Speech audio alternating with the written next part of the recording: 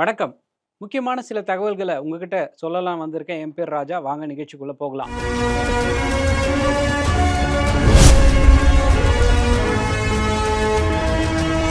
இந்த Iran, America தொடர்பான போர் ரிலேட்டடான இன்ஃபர்மேஷன் தொடர்ந்து கடந்த சில நாட்களா குடுத்துட்டு இருக்கோம்.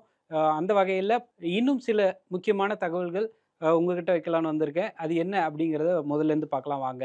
இந்த ஈரான், அமெரிக்கா போர் சம்பந்தமான பேச்சுவார்த்தை நடக்குமா? நடக்காதா?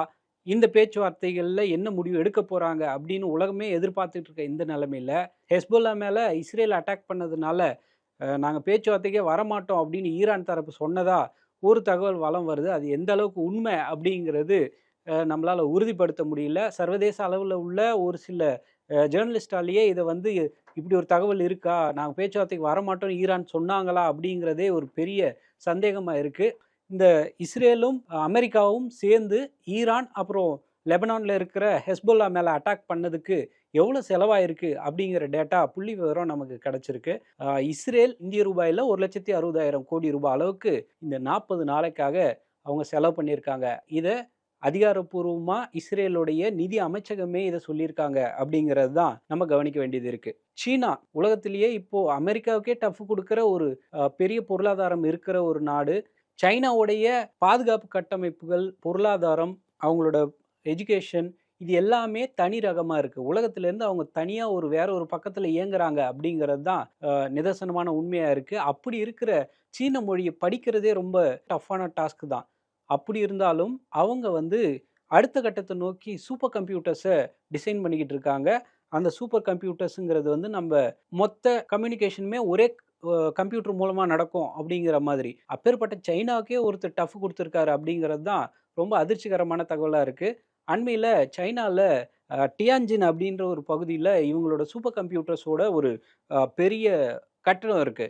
இந்த சூப்பர் கம்ப்யூட்டர் கட்டடத்துடைய எல்லா டேட்டாவையும் ஒரே ஒரு நபர் மொத்தமா திருடிட்டார் அப்படிங்கிற ஒரு ஷாக்கிங்கான இன்ஃபர்மேஷன் வந்தது. ஆமா, இந்த இந்த சைபர் அட்டாக் நடந்தது சில நாட்களுக்கு முன்னாடி தான் அப்படின்னாலுமே, இதுல புது புது இன்ட்ரஸ்டிங்கான தகவல்கள் கிடைக்குது. அது என்ன அப்படின்னா, சூப்பர் கம்ப்யூட்டர்ஸ் ப்ராசஸ் பண்ற அந்த டேட்டாவையே தனிப்பட்ட ஒரு ஹேக்கர் 10 பெட்டாபைட் அப்படிங்கிற அளவுக்கான டேட்டாவ அந்த ஹேக்கர் திருடியிருக்காரு அப்படிங்கிற தகவல் நமக்கு தெரிய வந்திருக்கு. ஆமா, இது உண்மையிலேயே எங்களோட சைபர் அட்டாக் நடந்திருக்கு. எங்க மேல சைபர் அட்டாக் நடந்திருக்குன்னும் சைனா சொல்லல. அதே நேரத்துல மறுக்கவும் இல்ல. அப்படிங்கிறதுனால என்னென்ன மாதிரியான இன்ஃபர்மேஷன் போயிருக்கு அப்படிங்கிற ஒரு பெரிய கேள்விக்குறி இருக்கு. இந்த நிலைமையில தான் ஒரு பெரிய ஹியூஜ் டேட்டாவ சின்ன சின்னதா உடைச்சு, அத வந்து கொஞ்சம் கொஞ்சமா அந்த ஹேக்கர் வந்து டெலிகிராம்ல போட்டு விளையாடிட்டு இருக்காரு. ஆமா, இது பார்த்தீங்களா? இது சைனாவோட டேட்டா. இது பார்த்தீங்களா? இது வந்து இங்கிருந்து எடுத்தது தான். தியான்ஜின்லேருந்து எடுத்தது தான். அப்படிங்கிற மாதிரி சின்ன சின்ன டேட்டாவா டெலிகிராம்ல போட்டு ஒரு ஆள் விளையாடிக்கிட்டு இருக்காரு. அது என்ன அப்படின்னு தெரியாம சைனாவே கன்ஃப்யூஸ் ஆகுறதா இன்டர்நேஷனல் லெவல்ல இருக்கிற தகவல்கள் தெரிய வருது. இந்த டெலிகிராம்ல அப்படி என்னென்ன டேட்டா வந்திருக்கு அப்படின்னு நம்ம கொஞ்சம் அனலைஸ் பண்ணி பார்த்தோம்னா, ஏரோஸ்பேஸ் இன்ஜினியரிங், அப்புறம் வந்து மிலிட்டரியோட டேட்டா, டிஃபென்ஸுக்கு தேவையான முக்கியமான என்ன மாதிரியான டெக்னாலஜிஸ் யூஸ் பண்றாங்க. இந்த மாதிரியான டேட்டாவ ஒரே ஒரு சூப்பர் கம்ப்யூட்டர்ல மொத்தமும் கனெக்ட் பண்ணலான்னும்போது, அந்த ஒரு கம்ப்யூட்டரையே மொத்தமா தூக்கிட்டா எப்படி இருக்கும் அப்படிங்கிறது தான் அந்த ஹேக்கர் பண்ணியிருக்கிற ஒரு கிரிமினலான வேலை. சரி, இப்படி சைனாவுக்கே டஃப் குடுத்த அந்த ஹேக்கர் யார்? அப்படிங்கிறது தான் இப்ப நம்ம முன்னாடி இருக்கிற ஒரு பெரிய கேள்வி. அது ஒரு பக்கம் விசாரணை நடத்திட்டு இருக்காங்க. இதுக்கு அப்புறமா அமெரிக்கால மிலிட்டரி ரூல்ஸ்லயே ஒரு சின்ன சேஞ்ச் கொண்டு வராங்க. எஸ் அப்படிங்கிற ஒரு சிஸ்டம் இருக்கு. அந்த எஸ் அப்படிங்கிற சிஸ்டம்ல 18 வயசுலேருந்து, அதாவது அமெரிக்க குடியுரிமை பெற்ற ஒரு நபர் 18 வயசுலேருந்து 26 வயசுக்குள்ளார நாட்டுக்காக அவங்க வந்து ஒர்க் பண்ணணும் அப்படின்ற ஒரு சில ரூல்ஸ் இருக்கு. அந்த ரூல்ஸ்ல ஒரு சின்ன சேஞ்ச இப்ப அமெரிக்க கவர்மெண்ட் கொண்டு வராங்க. இப்ப அதுல என்ன கொண்டு வராங்க அப்படின்னா, இதுக்கு முன்னாடி 18 வயசு ஆகி 30 நாள்ல இருந்து நான் எந்த வயசுல வந்து இந்த மிலிட்டரிக்கு ஒர்க் பண்ணுவேன் அப்படிங்கிறத ரெஜிஸ்டர் பொதுமக்கள் பண்ண வேண்டியது இருந்தது. இனிமேல் அந்த சிஸ்டத்த ஆட்டோமேட்டிக்கா ரெஜிஸ்டர் பண்றதுக்காக ஒரு சின்ன சேஞ்ச் கொண்டு வராங்க. இதுல என்ன பெருசா மாறிட போகுது அப்படின்னு நீங்க கேட்கலாம்.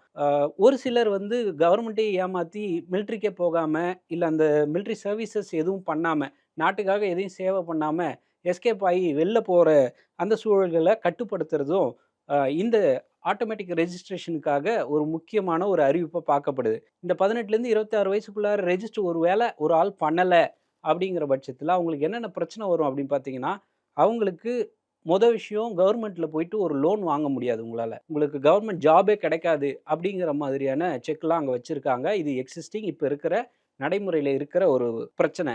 இப்போ இந்த ஆட்டோமேட்டிக் ரெஜிஸ்ட்ரேஷன் பண்ணிட்டா யாருமே மிஸ் பண்ண முடியாது அப்படிங்கிறதுனால இதை முழுசா அமல்படுத்த போறோம் வர டிசம்பருக்குள்ளார அப்படின்னு சொல்லி ஒரு அதிகாரப்பூர்வ அறிவிப்பை வெளியிட்டிருக்காங்க. அதே நேரத்தில் இந்த ஆட்டோமேட்டிக் ரெஜிஸ்டர் சிஸ்டம் மூலமா இதுக்கான ப்ராசஸ்லாம் நடக்கும்.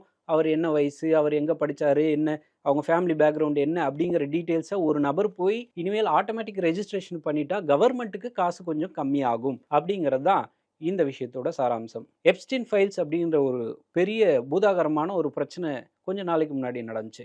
அந்த எப்ஸ்டீனுங்கிற நபர் வந்து பெரிய பாலியல் குற்றவாளி. இந்த பாலியல் குற்றவாளிக்கு உலகத்துடைய முக்கிய தலைவர்கள் கூடலாம் தொடர்பு இருந்துச்சு அப்படிங்கிற ஒரு எப்ஸ்டீன் ஃபைல்ஸுங்கிற ஒரு தகவல் வெளிவந்தது. அந்த எப்ஸ்டீன் ஃபைல்ஸில் இப்போ அமெரிக்க அதிபராக இருக்கிற டொனால்ட் ட்ரம்ப்லேருந்து முன்னாள் அதிபர் கிளின்டன்லேருந்து இந்த மாதிரியான பேர் சொன்னால் தெரிகிற பிரபலங்களுடைய பேரே ரொம்ப சர்வசாதாரணமாக அந்த எப்ஸ்டீன் ஃபைல்ஸில் இருந்துச்சு. சரி, இப்போ அந்த எப்ஸ்டீன் ஃபைல்ஸில் என்ன புதுசாக என்ன இருக்குது அப்படின்னு கேட்டிங்கன்னா, அமெரிக்க அதிபருடைய மனைவியாக இருக்க மெலானியா ட்ரம்ப் அப்படிங்கிறவங்க என்ன சொல்கிறாங்கன்னா, யார் இந்த எப்ஸ்டீன்னே எனக்கு தெரியாது. ஒரு 2 தடவை மட்டும்தான் நான் அவங்கள பார்த்துருக்கேன்.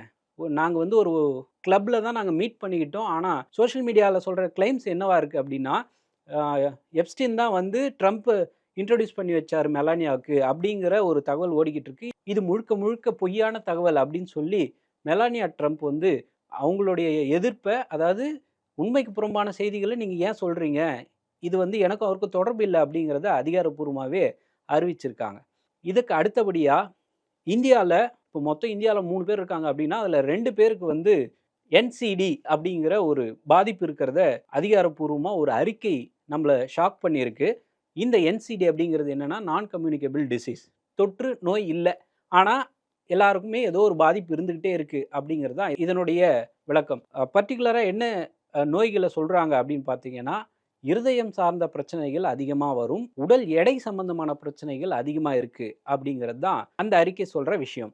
இந்த ஷாக்கிங்கான அறிக்கையை யார் கொடுத்துருக்காங்க அப்படின்னு பார்த்தீங்கன்னா, அப்போலோ ஹாஸ்பிட்டல்ஸ் வந்து ஒரு அதிகாரப்பூர்வமாக ஒரு அறிக்கையை ரிலீஸ் பண்ணியிருக்காங்க. அதில் இன்னும் ஸ்பெசிஃபிக்காக அவங்க சொல்கிற ஒரு அதிகாரப்பூர்வமான ஷாக்கிங்கான நம்பர் என்ன அப்படின்னா, 100 பேர் இருக்காங்கன்னா அதில் 50 பேருக்கு வந்து ஓவர் வெயிட் பாதிப்பு இருக்குது. இந்தியர்களில் 70% மக்களுக்கு வந்து விட்டமின் டி குறைபாடு, சூரியனே மேலே படாத ஒரு சிச்சுவேஷன் இருக்குது அப்படிங்கிறது தான், விட்டமின் டி குறைபாடால் ரொம்ப பெரிய ஒரு பாதிப்பு இருக்குது அப்படின்னு சொல்லி அந்த அப்போலோ அறிக்கை சொல்லுது.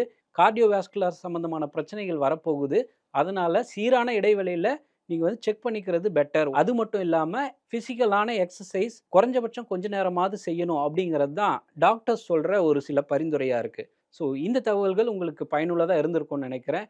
என் பேர் ராஜா. நன்றி, வணக்கம்.